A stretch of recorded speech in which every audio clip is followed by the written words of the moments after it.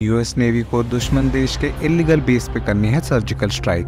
ऐसे में देश के टॉप 12 पायलट्स को चुना जाता है ट्रेनिंग के लिए, ताकि वे इस मिशन को अंजाम दे सकें। और इस जिम्मेदारी का भार सिर्फ एक वेटरन संभाल सकता था, जो कि अपने समय का सबसे होनहार कॉम्बैट पायलट रह चुका है। इस मूवी के मैक्सिमम सीन्स में एक्टर्स को फाइटर एयरक्राफ्ट खुद चलाने पड़े और इन्हें ट्रेन किया अमेरिका की सबसे सक्षम सेना की टुकड़ी, जो कि असल में टॉप गन प्रोग्राम के अंडर काम करती है। कैलाश वाणी आपका स्वागत करता है। आज हम बात करने जा रहे हैं टॉप गन मैवरिक की, जिसमें मुख्य किरदार की भूमिका the greatest action hero Tom cruise ने निभाई है। कहानी के शुरुआती सीन में दिखाया जाता है मैवरिक को, जिसे अपने कैंप पहुंचने पर खबर मिलती है कि उनके नए फाइटर जेट प्रोग्राम को रिजेक्ट कर दिया गया है, क्योंकि वो दिए गए समय में 10 मैक की स्पीड को अचीव नहीं कर पाए। और उनका सीनियर अफसर जनरल केन वहां आता ही होगा और उनके प्रोग्राम को ऑफिशियली बंद कराने के लिए। मैवरिक जिद्दी है और वो उन्हें जेट को तैयार करने के लिए कहता है जनरल केन के आने से पहले। इससे पहले कि जनरल वहां पहुंचता, मैवरिक अपने फाइटर जेट पे उड़ान भर लेता है। जनरल केन गुस्से में दंदनाता हुआ वहां पहुंचने पर देखता है कि धीरे धीरे मैवरिक फाइटर जेट की स्पीड 10 मैक पर पहुंचा देता है, लेकिन वो वहां भी नहीं रुकता और इससे भी ज्यादा स्पीड अचीव करके दिखाना चाहता था। एयरक्राफ्ट की स्पीड 10.3 मैक पहुंचने पर जेट में फेलियर आने लगते हैं एंड वो क्रैश कर जाता है और उसे पता है कि अगले दिन ऑफिस पहुंचने पर उसकी क्लास लगने वाली है। जनरल केन काफी नाराज है, लेकिन जब वो उसके रिकॉर्ड्स देखता है तो उसे पता लगता है कि वो अमेरिका के इतिहास के सबसे लेजेंडरी कॉम्बैट पायलट्स में शुमार है। जनरल उसे बताता है कि किसी ने उसकी सिफारिश लगाई है कि उसे टॉप गन भेजा जाए, जहां उसे कुछ चुनिंदा पायलट्स को ट्रेन करना है कॉम्बैट के लिए। ये सिफारिश मैवरिक के पुराने दोस्त और नेवी के एक्स कमांडर रह चुके आइसमैन ने लगाई है, जो कि अब रिटायर हो चुके हैं, लेकिन उनकी बात को सरकार बहुत तवज्जो देती है। सीन शिफ्ट होता है टॉप गन कैंप में, जहां मैवरिक की रिपोर्टिंग होती है कैंप चीफ साइक्लोन के सामने, जहां उसे प्रोग्राम के बारे में बताया जाता है कि कब कहां कैसे एनिमीज को टारगेट करना है। इसी के साथ उसे उन चुनिंदा पायलट्स की फाइल भी दिखाई जाती है जिन्हें वो ट्रेन करने वाला था। मैवरिक उस लिस्ट में अपने पुराने को पायलट और दोस्त गूज के बेटे का नाम भी देखता है। दरअसल गूज की मृत्यु एक हादसे में हुई थी, जिसका कसूरवार उसका बेटा मैवरिक को मानता है, क्योंकि मैवरिक ही उस एयरक्राफ्ट को चला रहा था। परंतु इमरजेंसी एग्जिट सही से न होने के कारण उन्होंने गूज को खो दिया। शाम के समय मैवरिक पास के बार में जाता है, जो कि उसकी एक्स पेनी ओन करती थी। वहां पहुंचने पर मैवरिक को सेलेक्टेड पायलट्स की झलक देखने को मिलती है। वे सब आपस में एक दूसरे को इंट्रोड्यूस करने के साथ साथ एंजॉय कर रहे हैं और ये सवाल आपस में करते हैं कि हम देश के बेस्ट पायलट्स हैं, तो ऐसा कौन है जो नेवी ने हमें ट्रेन करने के लिए भेजा है। वहीं मैवरिक पेनी से बात करते हुए पेनी की सुंदरता को अप्रिशिएट कर देता है, जो कि बार के रूल्स के खिलाफ थी, और उसे बार में बैठे सभी लोगों को बियर पिलानी पड़ती है।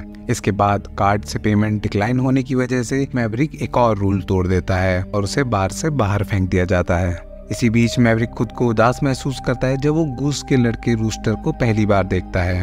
अगले दिन वॉरलॉक ट्रेनिंग के पहले दिन पायलट्स को उनके ट्रेनर की अचीवमेंट्स गिना रहा था कि तभी मैवरिक वहां पहुंचता है और बैच के सारे लड़के अपना मुंह छुपाने लगते हैं, क्योंकि कल ही उन्होंने मैवरिक को बार से बाहर फेंका था। मैवरिक उन स्टूडेंट्स को कॉम्बैट के खतरे से वाकिफ करवाने के साथ साथ उन्हें ये भी बताता है कि बॉडी पर कितना लोड पड़ता है जब एयरक्राफ्ट को 10.0 G पे उड़ाया जाता है।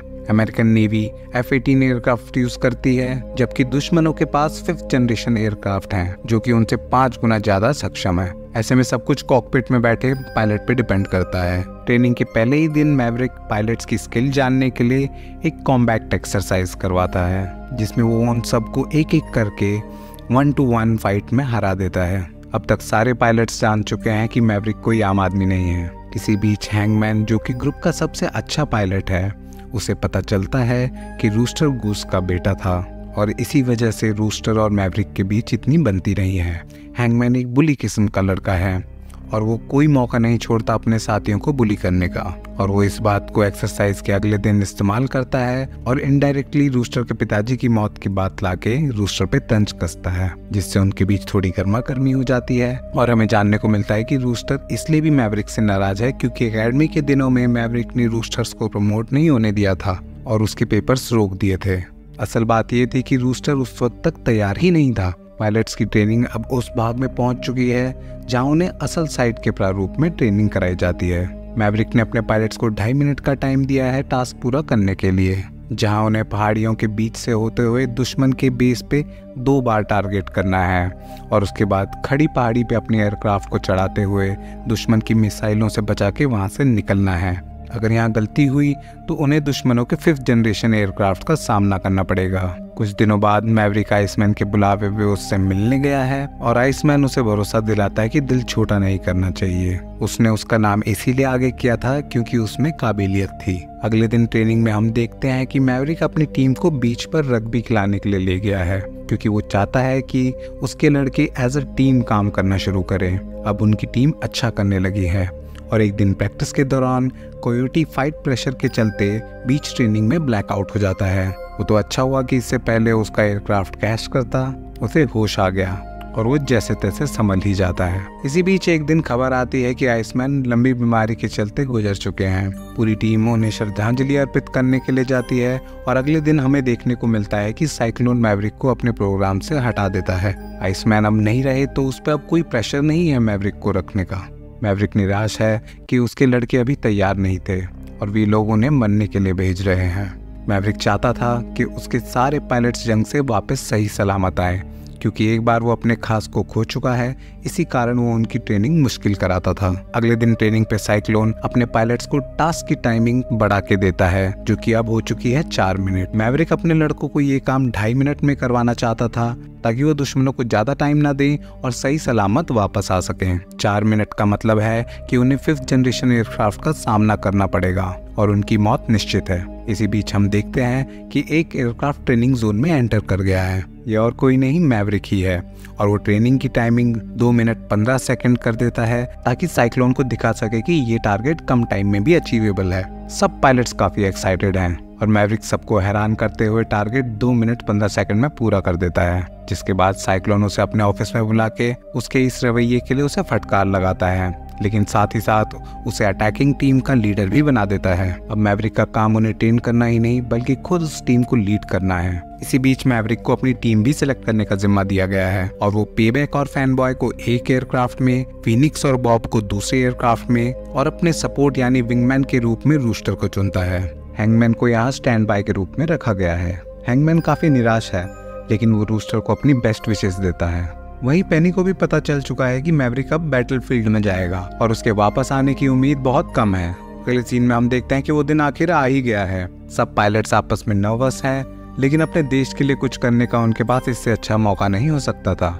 चारों एयरक्राफ्ट अपना सफर शुरू करते हैं और अमेरिकन बेस से दुश्मन की इलीगल कैंपिंग पे अटैक के लिए मिसाइल्स को छोड़ दिया गया है। स्ट्राइकिंग जोन की तरफ बढ़ते हुए मैवरिक और फिनिक्स सही रफ्तार पे आगे बढ़ रहे हैं, लेकिन रूस्टर अभी भी नर्वस है जिस वजह से उसका और फिनिक्स का एयरक्राफ्ट समय से पीछे चल रहा है। घाटियों के बीच से जाते हुए सभी पायलट्स देखते हैं कि सारे पहाड़ मिसाइल से लैस हैं, तो वहाँ कोई गलती की गुंजाइश नहीं होनी चाहिए। इन्हें दुश्मनों की फैसिलिटी पे 2 अटैक करने थे और रूस्टर टीम को लीड करते हुए पहली मिसाइल सही दाग देता है, लेकिन दूसरी मिसाइल का निशाना लगाते वक्त बॉब का लेंस फंक्शन करना बंद कर जाता है, जिस कारण रूस्टर को अपने अंदाजे से टारगेट पे मिसाइल शूट करनी पड़ी और उसका निशाना नहीं चूकता। उन्होंने अटैक तो सही कर दिए थे लेकिन उस खड़ी पहाड़ी से बाहर निकलते वक्त उनके एयरक्राफ्ट ज्यादा ऊपर आ जाते हैं, जिस वजह से मिसाइल सिस्टम अलर्ट हो गया है और एक एक करके सारे मिसाइल्स की बौछार शुरू हो जाती है। ये इस मूवी का सबसे आई कैची सीन है जो कि एक सिनेमा मास्टरपीस है।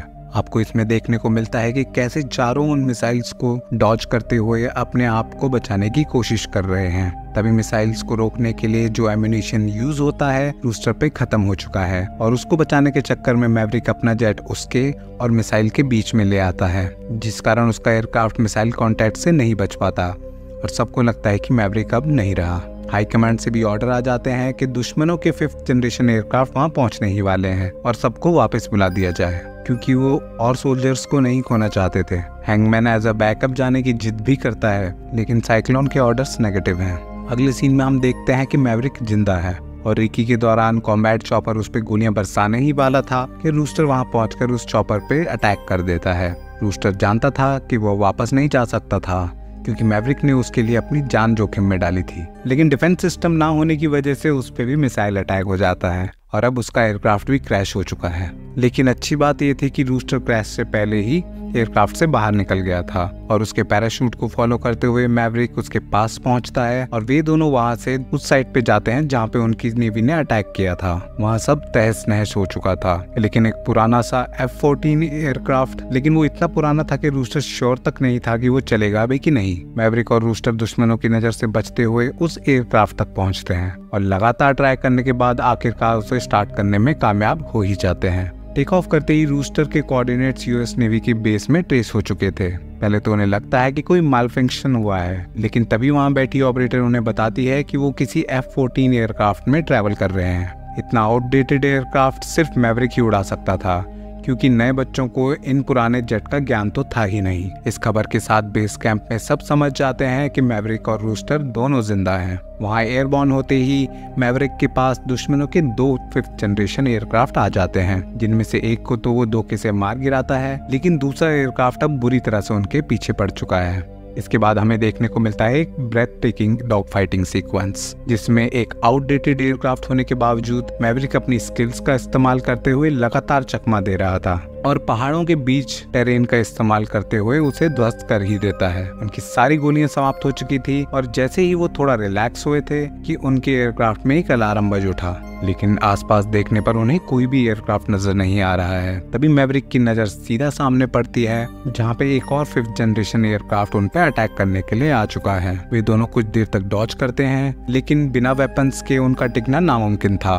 मैवरिक रूस्टर को इमरजेंसी एग्जिट इस्तेमाल करने को कहता है, लेकिन वो एयरक्राफ्ट इतना पुराना था कि वो फंक्शन ही काम नहीं कर रहा था। इससे पहले कि वो एयरक्राफ्ट अपनी मिसाइल लॉन्च करता मैवरिक पे, वहाँ एंट्री होती है हैंगमैन की, जो कि एक बैकअप के तौर पे रखा गया था। वहाँ से दोनों एयरक्राफ्ट वापस अपनी एयरक्राफ्ट कैरियर पर पहुंचते हैं। वहाँ खड़े सभी सोल्जर्स इस विक्ट्री को सेलिब्रेट कर रहे थे। साइक्लोन और वॉरलॉक भी अपने जवानों के इस एफर्ट से काफी खुश हैं और इसी के साथ हमें साइक्लोन और मैवरिक के बीच म्यूचुअल रिस्पेक्ट के कुछ मोमेंट्स भी देखने को मिलते हैं। कहानी के आखिरी सीन में हम देखते हैं कि पेनी मैवरिक से मिलने आई है और मैवरिक और रूस्टर के बीच बॉन्डिंग बहुत आगे बढ़ चुकी है और इसी के साथ इस कहानी का अंत हो जाता है। वीडियो अच्छी लगी हो तो लाइक कमेंट करें एंड ऐसी टॉप रेटेड मूवीज के लिए डिस्क्रिप्शन में दी हुई प्लेलिस्ट को चेकआउट करें या चैनल के बाकी वीडियोस को जरूर देखें। धन्यवाद।